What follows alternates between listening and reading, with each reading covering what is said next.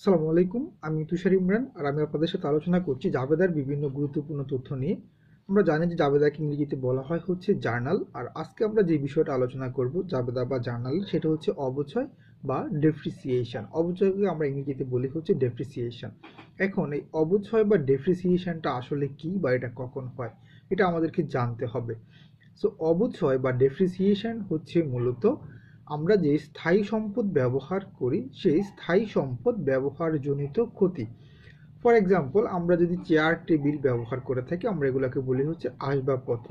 আমরা যদি কোনো কম্পিউটার ব্যবহার করি বা এসি ব্যবহার করি আমরা এগুলোকে বলি হচ্ছে অফিস সরঞ্জাম।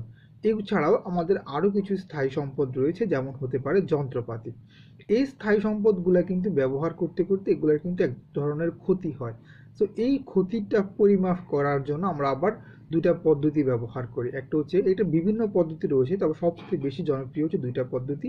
একটা হচ্ছে সরল রৈখিক পদ্ধতি বা স্ট্রেট লাইন মেথড, আর একটা হচ্ছে রিডিউসিং ব্যালেন্স মেথড। সো এগুলো নিয়ে আমরা পরে কথা বলবো যে কিভাবে অবচয় ক্যালকুলেশন করা হয়, তখন আমরা এগুলো জানবো ইনশাআল্লাহ। এখন আমরা আজকে আলোচনা করব মূলত অবচয়টা কখন হয়। সো কোনো স্থায়ী সম্পদ ব্যবহার করার কারণে যেই ক্ষতিটা হয় সেটাকেই আমরা বলি হচ্ছে অবচয়।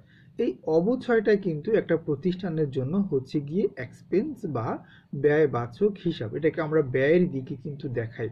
সো এটা মনে রাখবেন যে অবচয়টা কখন হয়, কোনো স্থায়ী সম্পদ ব্যবহার করার কারণে যেই ক্ষতিটা হয়, যেই পরিমাণ ক্ষতিটা হয় সেই ক্ষতিটাকে আমরা বলি হচ্ছে অবচয় বা ডেপ্রিসিয়েশন।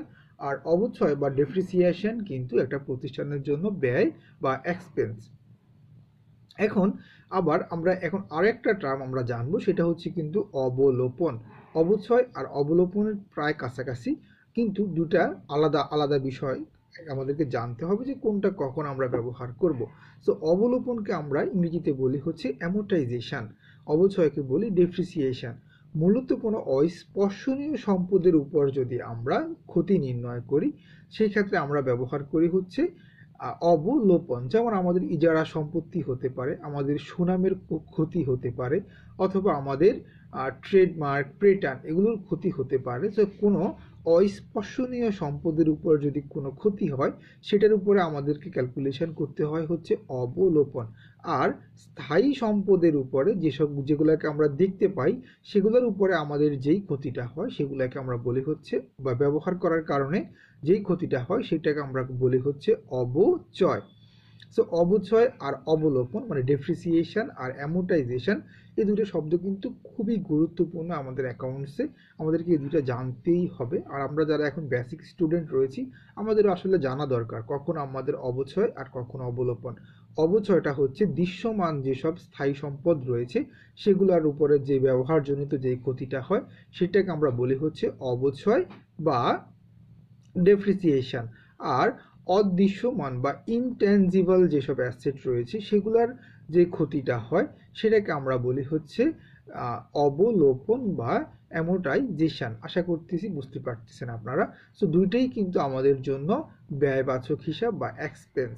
অবচয় এবং অবলোপন দুটোই কিন্তু আমাদের জন্য এক্সপেন্স, এটা একটু মনে রাখার চেষ্টা করবেন। এখন যদি আমাদেরকে বলা হয় যে অবচয় আসলে ক্যালকুলেশন করার জন্য, সেই ক্ষেত্রে আমরা এটা কিভাবে করব। যেমন আসবাবপত্রের অবচয় হচ্ছে গিয়ে, ধরুন বলা হচ্ছে আসবাবপত্রের অবচয় 10,000 টাকা, এটা জার্নাল বা জাবেদা কি হবে, তখন এটার জার্নাল বা জাবেদা আমাদেরকে দিতে হবে কিন্তু অবচয় হিসাব ডেবিট আর আসবাবপত্র হিসাব ক্রেডিট। কারণ অবচয় এটার ভ্যালুটাকে কমিয়েছে, আসবাবপত্রের ভ্যালু কমে গেছে, যার জন্য আসবাবপত্রকে আমরা ক্রেডিট করতেছি। আর একই সাথে হচ্ছে অবচয় হচ্ছে কিন্তু ব্যয়বাচক হিসাব। সো আমাদের ব্যয় বৃদ্ধি পেয়েছে, কি নামে বৃদ্ধি পেয়েছে, অবচয় নামে, সেজন্য আমরা অবচয় হিসাবকে ডেবিট করেছি। আশা করতেছি বুঝতে পেরেছেন।